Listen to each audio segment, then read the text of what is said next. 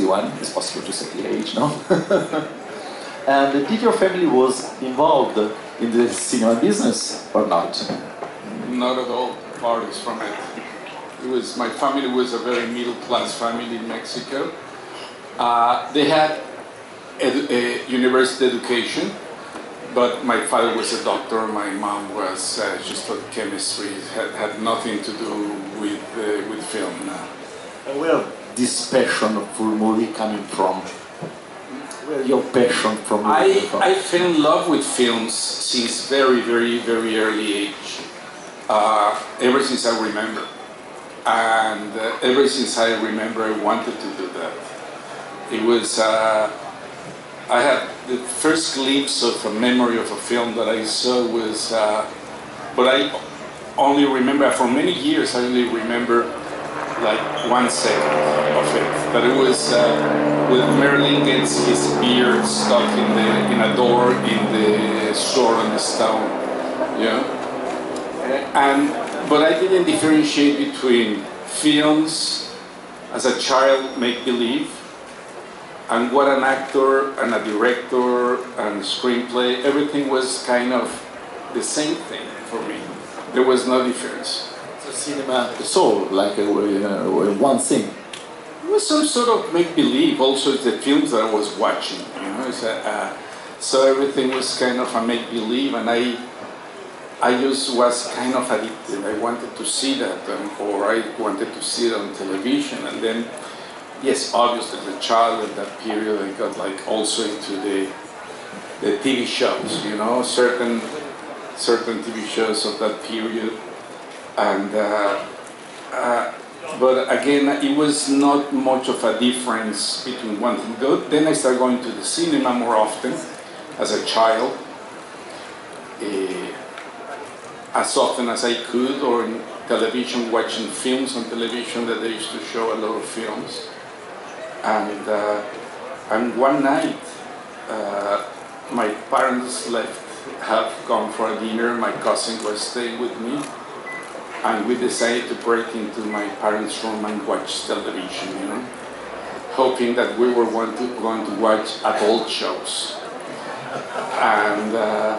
And then there was a film that they were going to play, because they would play films late at night that I had never seen. And they had a warning saying that it was only for adults for some reason, I don't understand. And I watched that film and completely changed my perception of cinema. And that film was Bicycle Thief. And I found myself crying, completely moved, but I was exposed to something that was very different from what I have known before. At that point, I already knew what the job of a director is, because I had seen a documentary a short documentary of the making of one of the Sergio Leone films, and also the making of Butch Cassidy and Sundance Kid. So I said, okay, that dude is the director. You know, that's what I want to do. And in Bicycle Thief, I was very confused. I didn't understand what the director had done. It was kind of a story that was very emotional, but at the same time very grounded in a reality, without ornaments. And that pretty much created a curiosity to see more of those films. So I would try to sneak at night to watch those films. And I have to confess that I didn't understand them. Because, I mean, I saw Godard's Vis-a-Vis, I was 9. I didn't understand it, but I was fascinated by how it was made, that it was so different. So sometimes I would get bored, but I will go back to them. Was that point that you decided that you wanted to become a director? And first of all, was it your first choice to be a director, or you were interested in all the process, being an editor, a director of photography? Well, at that time, first I always wanted to make movies. I didn't know. When I said, what do you want to do when you grow up? I want to make movies. I didn't know what that meant. Then I learned there was a director. I said, I want to be a director.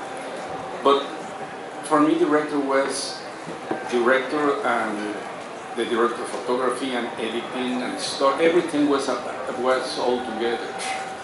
But in the end, you still do that because you almost edited all your movies, because you think that the editing project is part of the creativity project of the movie.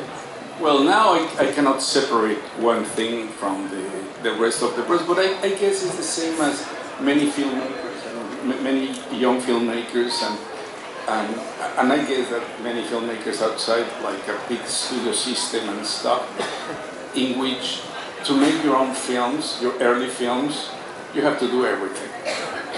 You know, pretty much you have to do everything, because otherwise, you know, you could not afford anything else. So I started editing my films. It was kind of matter of fact that that's what you would do, you know, and then I got used to it, because I didn't see the difference between. Well, it's an extension. I mean, the screenplay is pretty much just putting in paper the film that you see, and editing is kind of putting it together and rewriting if you must. But yeah, and also because I guess that for good or for ill, my approach to film had never been overtly narrative. It was more about the moments, how the moments were constructed.